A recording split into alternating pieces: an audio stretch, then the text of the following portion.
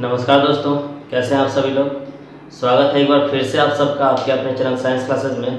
और दोस्तों आज हम बात करने वाले हैं हमारा जो क्लास 10th का केमिस्ट्री का सेकेंड चैप्टर चल रहा है एसिड बेस एंड साल्ट, उसके नेक्स्ट पार्ट की मीन्स की पार्ट थर्ड की। और पार्ट थर्ड में हम बात करने वाले हैं एसिड्स के कुछ और इम्पॉर्टेंट पॉइंट्स की जो हमारा कल कंप्लीट नहीं हो पाया था। कल हमने बात की थी, मतलब लास्ट वीडियो में हमने बात की थी कि एसिड्स से रिलेटेड जितनी भी उसकी प्रॉपर्टीज़ थी उनकी। तो आज हम बेसिकली बात करने वाले हैं कि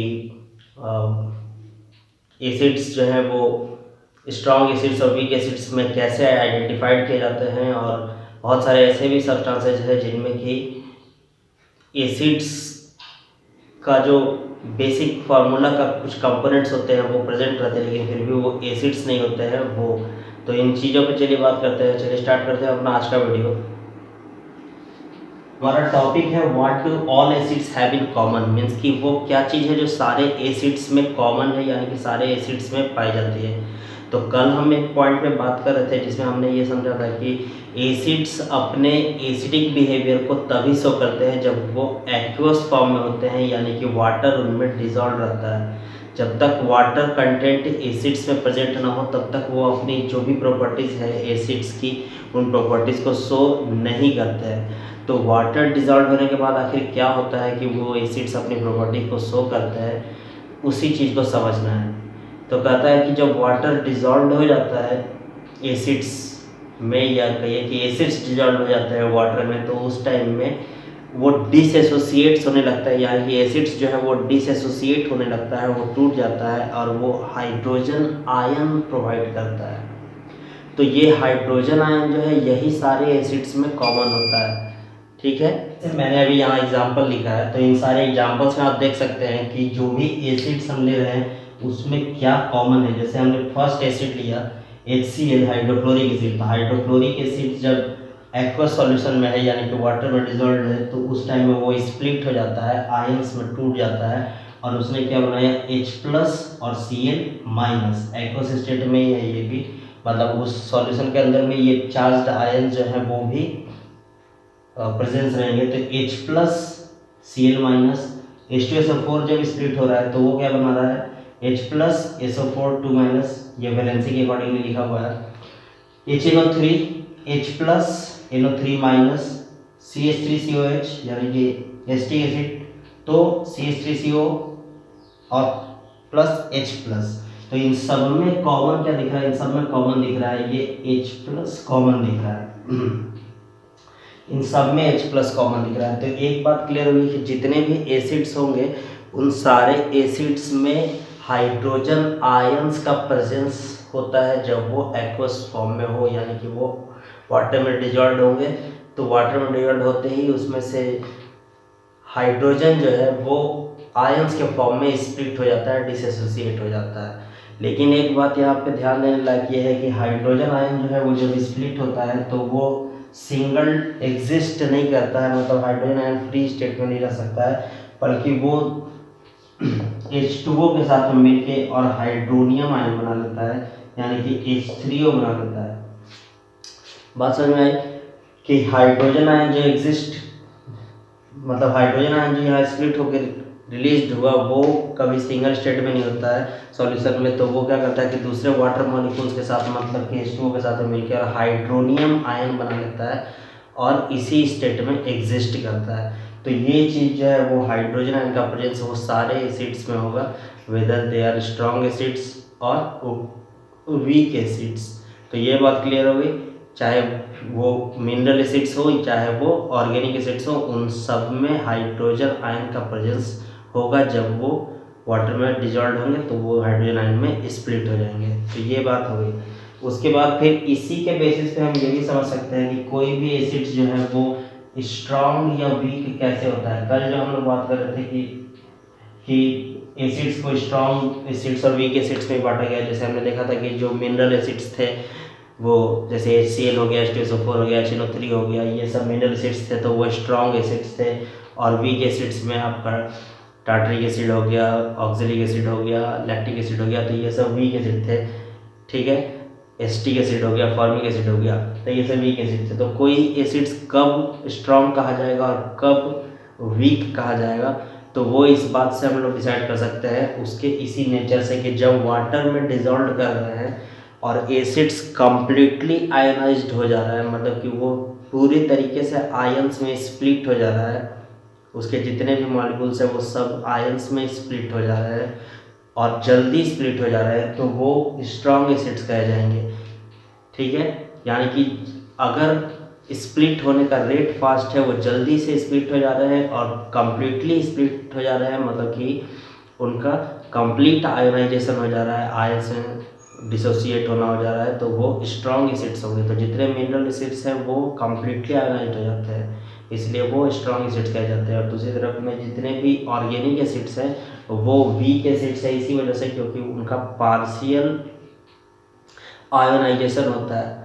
और इसी वजह से कहा जाता है कि जो स्ट्रॉन्ग एसिड्स हैं वो अच्छे इलेक्ट्रोलाइट्स होते हैं, इलेक्ट्रिसिटी के अच्छे कंडक्टर होते हैं, क्योंकि उनमें चार्ज पार्टिकल्स का अमाउंट जो है वो पर यूनिट वॉल्यूम के कंपैरिजन में ज़्यादा होता है, इसलिए वो ईजिली इलेक्ट्रिसिटी को कंडक्ट कर सकते हैं।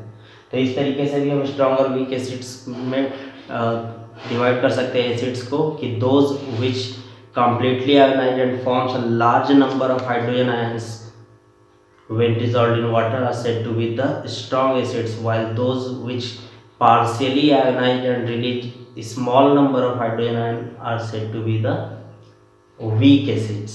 ठीक है, और एसिड्स को भी हम इस तरीके से डिफाइन कर सकते हैं कि acids are those chemical substance which dissociate into hydrogen ions when dissolved in water. वो हाइड्रोजन आयंस में डिसोसिएट हो जाते हैं और वैसे सब्सटेंसेस को हम एसिड्स कर सकते हैं। और ये भी हमने देखा कि हाइड्रोजन आयन सिंगल एग्जिस्ट नहीं करता है, वो तुरंत वाटर मॉलिक्यूल्स के साथ मिलकर और हाइड्रोनियम आयन का फॉर्मेशन कर लेता है। ठीक है, चलिए बढ़ते हैं अपने नेक्स्ट टॉपिक की तरफ। तो अभी हमने देखा कि जितने भी एसिड्स हैं उन सब में हाइड्रोजन प्रेजेंट रहता है। तो एक क्वेश्चन उठता है कि क्या जितने भी कंपाउंड्स हैं उन जितने भी कंपाउंड्स में हाइड्रोजन है वो सब एसिड्स हैं क्या? तो उसी चीज़ को एक्सप्लेन करने के लिए हमारे पास में एक एक्टिविटी है, उस एक्टिविटी से हम इस चीज़ को समझेंगे। जैसे हमारे पास में बहुत सारे अलग अलग कंपाउंड्स हैं जिनमें हाइड्रोजन प्रेजेंस होता है, लेकिन फिर भी वो एसिड्स की तरह बिहेव नहीं करते हैं। जैसे मान लो कि एग्जाम्पल है हमारे पास में ग्लूकोज का C6H12O6, या हमारे पास में अल्कोहल है C2H5OH। तो ये अल्कोहल है या ये ग्लूकोज है, तो ये दोनों ऐसे सब्सटेंस हैं जो कि ऑर्गेनिक लिक्विड्स हैं और ये इलेक्ट्रिसिटी को कंडक्ट नहीं कर सकते हैं। क्यों नहीं कर सकते हैं? क्योंकि ये आयंस में स्प्लिट नहीं होते हैं। तो इसी चीज़ को समझने के लिए हमारे पास में यहाँ पे एक एक्टिविटी है। आपको करना क्या है कि इस टाइप का एक अरेंजमेंट लेना है, जिसमें ये बीकर हो गया, इस बीकर के अंदर में एक रबर कॉर्क स्टैंड है, इस रबर कॉर्क स्टैंड के ऊपर में 2 इलेक्ट्रोड्स लगे हुए हैं। ठीक है, और इन 2 इलेक्ट्रोड्स को कनेक्ट किया गया है एक वायर और एक सेल बल्ब के हेल्प से। वायर का कनेक्शन इन इलेक्ट्रोड से है और इनके बीच में एक लिक्विड रखा गया है। सपोज कि पहले जो लिक्विड हमने लिया वो लिक्विड लिया हाइड्रोक्लोरिक एसिड। तो हाइड्रोक्लोरिक एसिड कैसा लिक्विड है? तो ये एक स्ट्रॉन्ग एसिड है। उसके बाद जैसे ही हम स्विच ऑन करते हैं तो उसके कुछ देर के बाद क्या देखते हैं कि बल्ब जो है वो ग्लो करना शुरू हो जाता है। तो बल्ब ग्लो करना क्यों शुरू हो गया?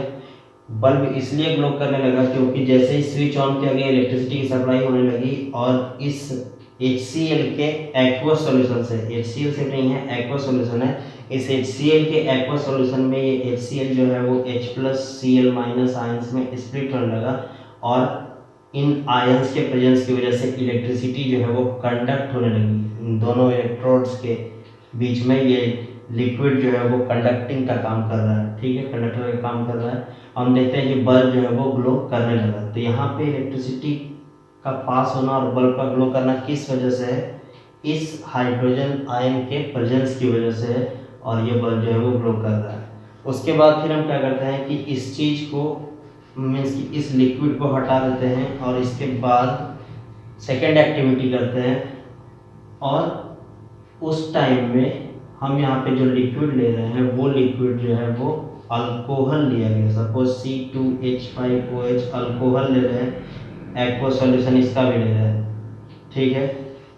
यहाँ पे स्विच ऑन करते हैं, लेकिन देखते हैं कि स्विच ऑन करने के बाद भी ये बल्ब जो है वो ग्लो नहीं कर रहा है। तो बल्ब यहाँ पे ग्लो नहीं कर रहा है, इसका सेंस ये हुआ कि स्विच ऑन है, बैटरी सेम है, सब कुछ सेम है, लेकिन सिर्फ लिक्विड चेंज किया गया और ये बल्ब ग्लो नहीं कर रहा है।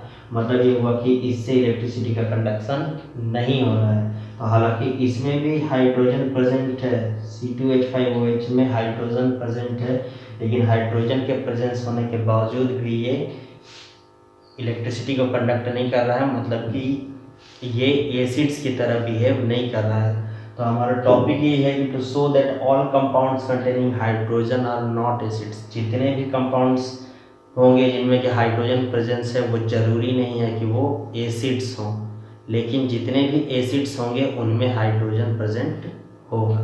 समझ गए? जितने भी एसिड्स होंगे उनमें हाइड्रोजन होगा, लेकिन जितने भी सब्सटेंस में हाइड्रोजन होगा जरूरी नहीं कि वो एसिड्स हों। तो उसी चीज़ को शो करने के लिए ये एक एक्टिविटी थी। एक और एक्टिविटी है इसी तरीके की। तो दोस्तों ये जो एक्टिविटी अब हम लोग समझने वाले हैं, ये इस बात को क्लियर करने के लिए है कि acids do not show acidic behaviour in the absence of water. जो बात अभी हम लोग कर रहे थे कि एसिड्स बिना वाटर के अपने एसिडिक बिहेवियर को नहीं शो करते हैं, उस चीज़ को समझने के लिए एक एक्टिविटी है। तो आपसे क्वेश्चन ये भी आ सकता है कि write down an activity to show that acids does not show acidic behaviour in the absence of water, ठीक है। या इससे पहले वाला जो हम लोग पढ़ रहे थे, जो अभी हमने देखा था कि all the compounds containing hydrogen और नॉट एसिड्स, तो वो एक्टिविटी भी आपसे लिखने के लिए आ सकती है, या उस पर बेस्ड बहुत सारे क्वेश्चंस भी आपसे पूछे जा सकते हैं। तो चलिए हम लोग समझते हैं इस एक्टिविटी को। इस एक्टिविटी में करना ये है कि हमने टेस्ट ट्यूब लिया और उस टेस्ट ट्यूब में एक एसिड लिया, सपोज H2SO4, और लिया सोडियम क्लोराइड। तो H2SO4 जब रिएक्ट करेगा सोडियम क्लोराइड के साथ में, तो वो Na2SO4 बनाएगा, सोडियम सल्फेट बनाएगा और साथ में रिलीज करेगा हाइड्रोक्लोरिक एसिड HCl। तो यहाँ से Na2SO4 तो यहाँ एक्वा सॉल्यूशन के फॉर्म में आ गया, लेकिन यहाँ से जो गैस रिलीज होगी वो गैस इस पाइप के थ्रू होते हुए यहाँ तक पहुँचती है। कौन सी गैस है? ये HCl गैस, ठीक है। हाइड्रोक्लोरिक एसिड जो है उसका गैसियस फॉर्म में यहाँ पहुँचता है। अब इसके पास में हम क्या करते हैं, ये एसिड है, तो एसिड किस लिटमस पेपर को किसमें कन्वर्ट करता है? हमने ये देखा कि acids are able to convert the blue litmus paper to red colour. तो ये HCl है, लेकिन गैसेस स्टेट में हम यहाँ पे एक ब्लू लिटमस पेपर लेके आते हैं। तो जब हम ब्लू लिटमस पेपर लेके आते हैं यहाँ और इसके पास रखते हैं, तो HCl गैस जब इस पर फॉल होती है तो देखते क्या है कि इसके कलर में कोई चेंज नहीं आ रहा है। बात समझ में आई? HCl गैस इसके ऊपर फॉल हो रही है, इस पाइप से निकल के ब्लू लिटमस पेपर है। होना तो ये चाहिए था कि एसिड ब्लू के कांटेक्ट में, ब्लू लिटमस पेपर के कांटेक्ट में इसका कलर रेड हो जाए, लेकिन देखते क्या है कि ऐसा पॉसिबल नहीं होता है तब तक जब तक कि हम ब्लू लिटमस पेपर को मॉइस्ट नहीं कर दें। अब हम क्या करते हैं कि थोड़ी देर के बाद इसमें मॉइस्ट ब्लू पेपर लेके आते हैं, ब्लू लिटमस पेपर लेके आते हैं और फिर से इस एक्टिविटी को करते हैं। तो हम क्या देखते हैं कि कुछ देर के बाद जब मॉइस्ट ब्लू लिटमस पेपर हम लेके आते हैं, यानी कि इस लिटमस पेपर में वाटर प्रेजेंट है, तो वाटर के प्रेजेंस में अब HCl गैस जो ड्राई स्टेट में इसके ऊपर आती है वो इसके कलर को रेड कर देती है, यानी कि अब ये जो है वो रेड हो जाता है। तो अब रेड क्यों और पहले रेड क्यों नहीं हो रहा था, मतलब पहले अपने स्टिक बिहेवियर को क्यों नहीं शो कर रहा था? क्योंकि पहले जो है वो वाटर कंटेंट अवेलेबल नहीं था। तो वाटर कंटेंट अवेलेबल नहीं था, तो हम ये समझ चुका है कि बिना वाटर के एसिड्स जो हैं वो अपने एसिडिक बिहेवियर को शो नहीं करते हैं। तो ये एक्टिविटी आप लिख के शो कर सकते हैं कि acids do not show acidic behaviour in the absence of water. उसके बाद जो एसिड से रिलेटेड नेक्स्ट टॉपिक है, उस टॉपिक में आपको ये समझना है कि what are the uses of the acids. तो यूजेज ऑफ द एसिड्स में हमने ये तो देखा ही है कि मतलब जो ऑर्गेनिक एसिड्स हैं, यानी कि जो वीक एसिड्स है वो तो एडिबल फॉर्म में हम यूज़ में लाते हैं, मतलब लैक्टिक एसिड हमारे यूज़ में आता है, ठीक है। और अलग अलग बहुत सारे फूड आइटम्स में, फूड स्टफ्स में बहुत सारे एसिड्स पाए जाते हैं जो कि हम लोग ऑर्गेनिक है तो वो यूज़ कर लेते हैं डायरेक्टली। लेकिन जो मिनरल एसिड्स हैं उनका भी बहुत सारा इंडस्ट्रियल पर्पज़ से यूज होता है। तो इंडस्ट्रियल पर्पज़ से यूज में है कि जैसे आपका कई सारे एसिड्स हैं, स्ट्रॉन्ग एसिड्स हैं, तो उनका यूज़ कहीं पेपर इंडस्ट्री में होता है, कहीं पेंट इंडस्ट्री में होता है, कहीं डाई इंडस्ट्री में कलर मेकिंग में होता है, या कहीं ब्लीचिंग इंडस्ट्री में होता है। मतलब कई सारे अलग अलग बहुत सारे इंडस्ट्रियल फील्ड है जहाँ पे कि इनका होता है यूज़। कहीं पे फर्टिलाइजर्स मेकिंग में होता है, ठीक है। तो आप देखेंगे कि यूजेस क्या है, अपने बुक की हेल्प से भी देख लेंगे। कहीं कहीं एसिड्स का यूज़ भी पूछता है। तो चलिए दोस्तों, हम अपना आज का वीडियो यहीं पे एंड करते हैं और मिलते हैं कल, मतलब कि नेक्स्ट पार्ट में, जिसमें हम लोग बात करेंगे बेसिस की। एक बात हमेशा ध्यान में रखिएगा, जो कुछ भी आप पढ़ते जा रहे हैं वो सेम डे में बुक के हेल्प से भी क्लियर करते जाएं। जब भी पढ़ने बैठे बुक लेके बैठें और टॉपिक को क्लियर कर लें, ताकि उसमें कहीं कोई डाउट ना हो, उसको लिख भी लें, नोट डाउन कर लें, ठीक है। तो चलिए दोस्तों, मिलते हैं कल, तब तक के लिए गुड बाय, टेक केयर।